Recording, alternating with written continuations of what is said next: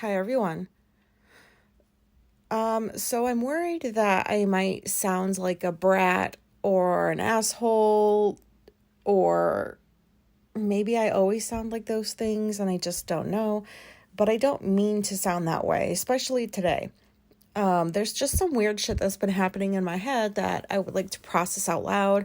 I think I kind of know what's been going on, but I thought I would get on here and talk about it because I know it's definitely related to autism.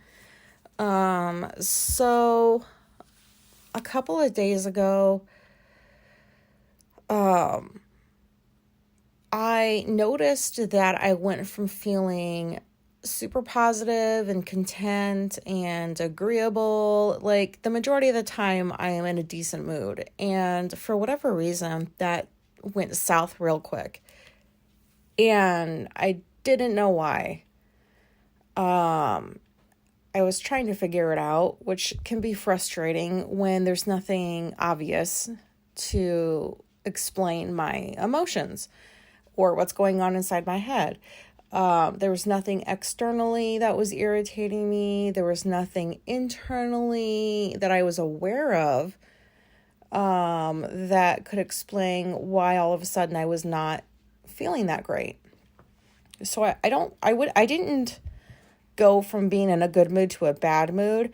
I guess I would say disconnected in a way. I don't really know how to explain this well, so I'm trying to figure out what words to use.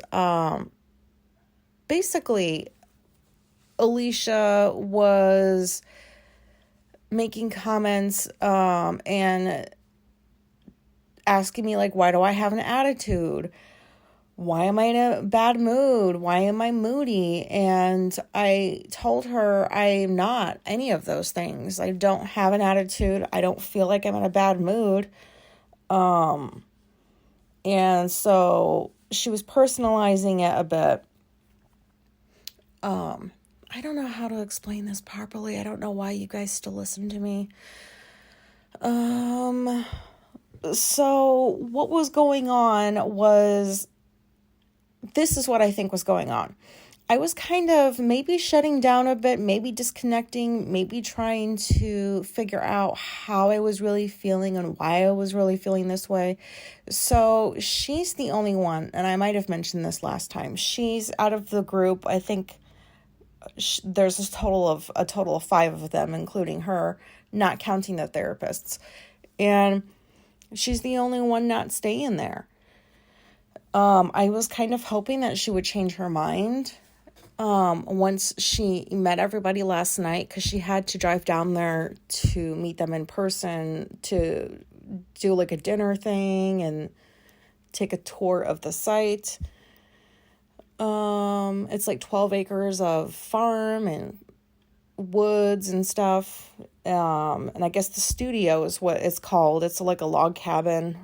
But anyways, so I was kind of hoping that she would change her mind and stay down there, because she paid, and when I say she, this came out of what is supposed to be money for her school, but you know, when you get loans or whatever when you're going through school, that money doesn't always go towards school. Like, I used money that was supposed to be for school on all kinds of shit. I'm not proud of that, but I mean, it doesn't bother me that I did that.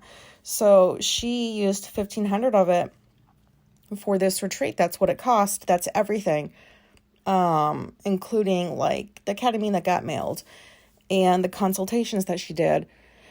So picturing myself. So if I was going through this retreat, I would immerse myself in the entire experience. I'm paying all this money. I'm going to do what's recommended. And one of the things that's recommended is that you stay there because you want to stay connected to nature. You want to kind of be cut off from the outside. I mean, hello, a retreat is a retreat from life.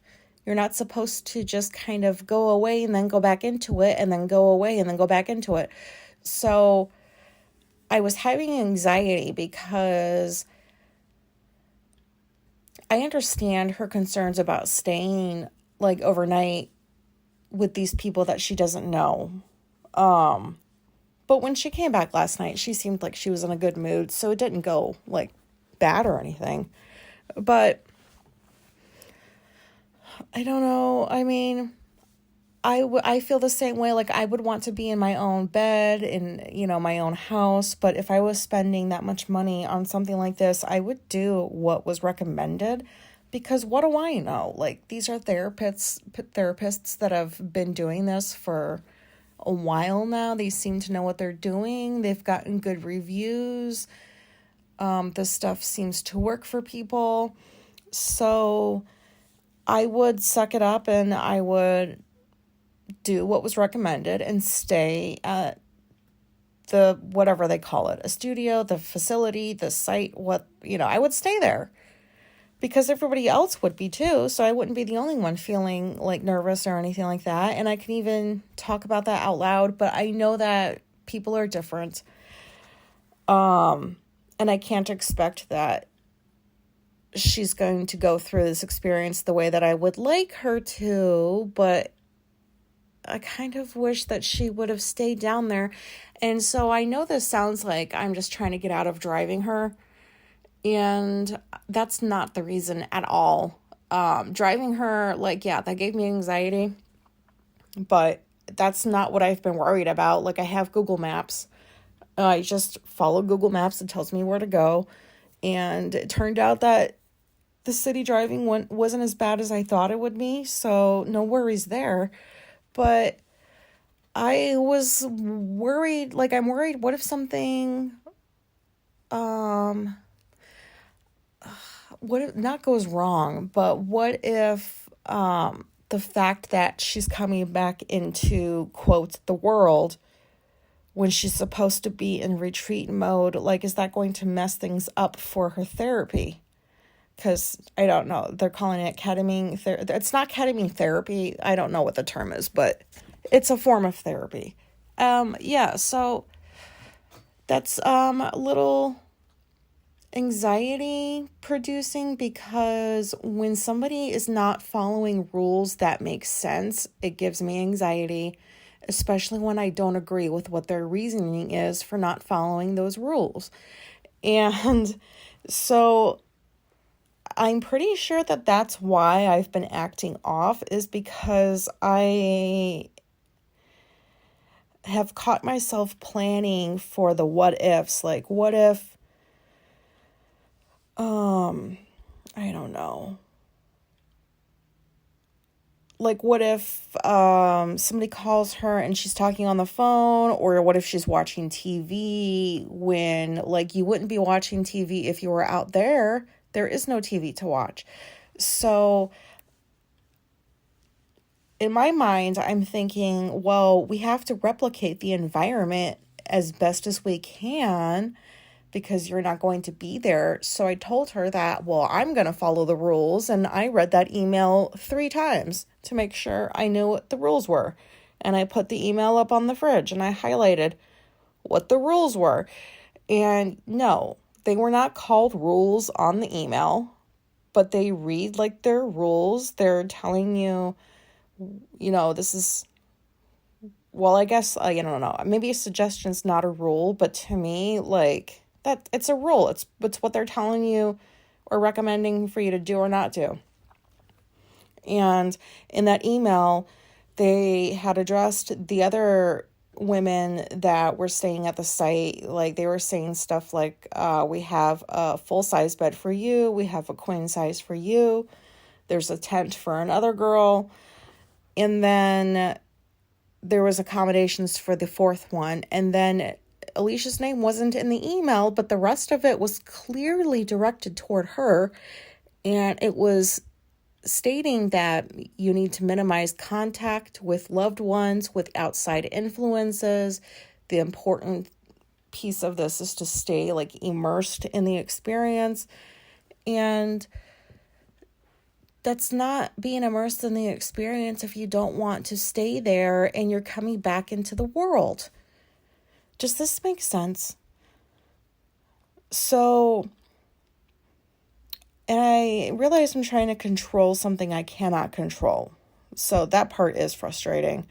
But I guess I think to myself, well, would she have, like, what if she would have benefited more if she stayed there than not staying there? And I guess that would be frustrating because she could have avoided that by just following the rules and doing what was recommended and suggested, by going and staying there with everybody and being connected with nature and doing all that stuff.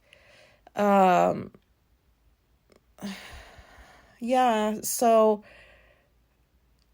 this morning I told her, and I don't even know, this is probably a little bit overboard, but I don't think we should be talking to each other. If she wants to come back into the world after her day at the retreat, then, like, maybe she should minimize, like, sensory stuff. So she has eye masks that she bought because she's supposed to bring one with her when they do, like, the ketamine thing or whatever, or when they're meditating.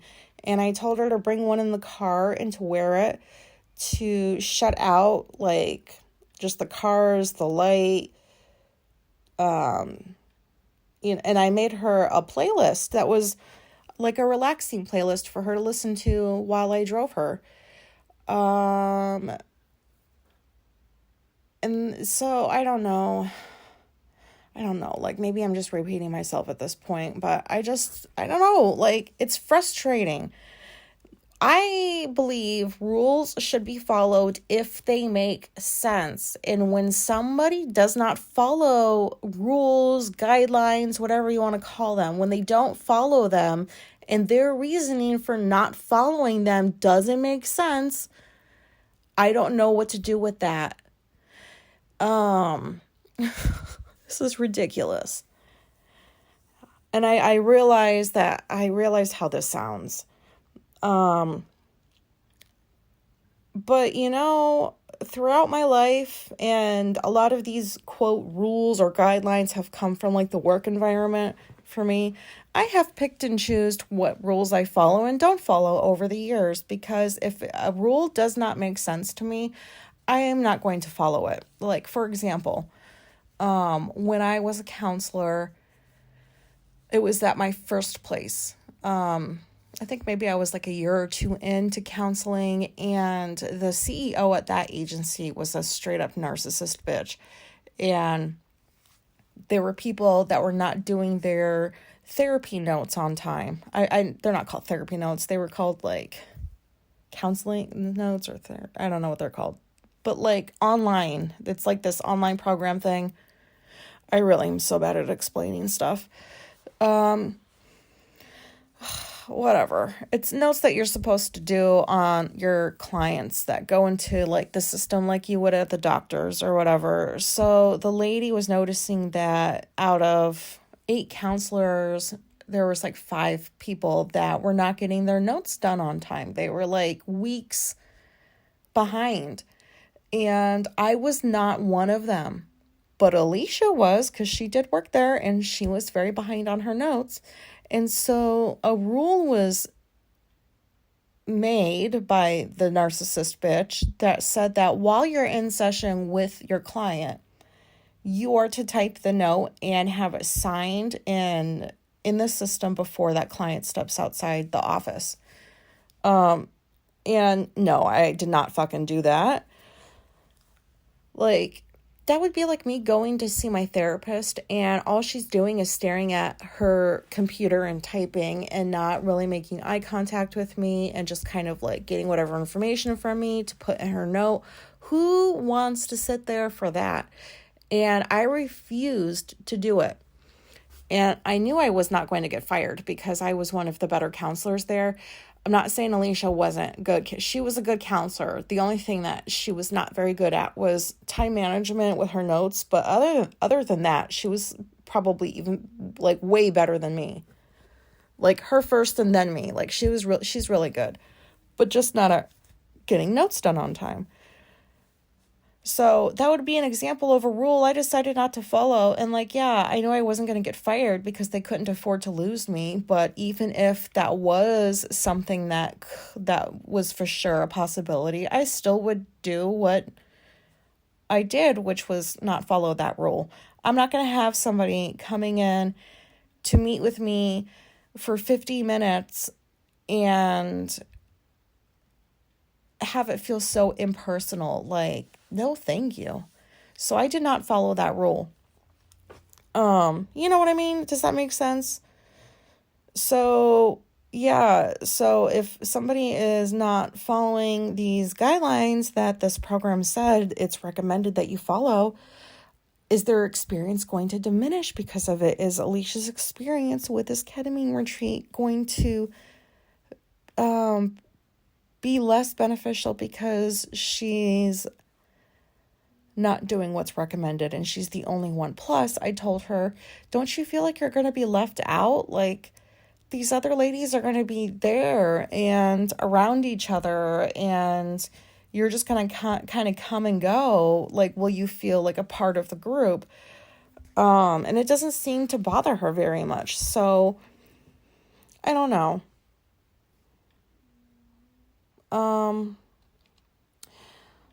But yeah, so I noticed this morning when I woke up, my anxiety was gone, that I've been feeling the last couple of days. And I don't remember if I said this already, but she had made comments like, oh, you seem to have an attitude, or you're moody or whatever. And when I'm feeling like super anxious and I'm trying to figure something out that doesn't make sense, it comes off like I have an attitude, but I really don't feel that way inside. And that's just so hard to explain to people, because I know she still doesn't understand. You know, people, I don't know. No, I'm not throwing her under the bus. It's just kind of been a thing throughout my life where people are like assuming I'm feeling one way based on what they're seeing. And I don't know, like, and they're making assumptions like, oh, you must be feeling this way, or I must have done something, when like that's not even the case at all. But you're just coming up with assumptions rather than straight out asking me like, hey, what's going on? You're just saying, oh, like you have an attitude. Whenever I hear that, I just kind of, I shut down a little bit, because yeah, I don't like being told I have an attitude. I feel like I might be at the repeating point if I didn't already say that. But anyways, the point of this episode is there anybody out there, I know that there is, that has a hard time? I guess not. I don't know. Do you have a hard time when somebody close to you does something kind of like this and you wish that they wouldn't? Am I making a big deal over nothing? I'm not trying to make a big deal over it. I'm just saying that I don't understand why you wouldn't just do what those people told you to do, and just, wouldn't it be easier to stay there? And then you don't have to worry about like TV and I'm a loud person. I just am. And so I thought about that too. Like, what if I'm too loud for her? She hears the TV or something, and she's supposed to be where? In her room doing what? Meditating? I don't know.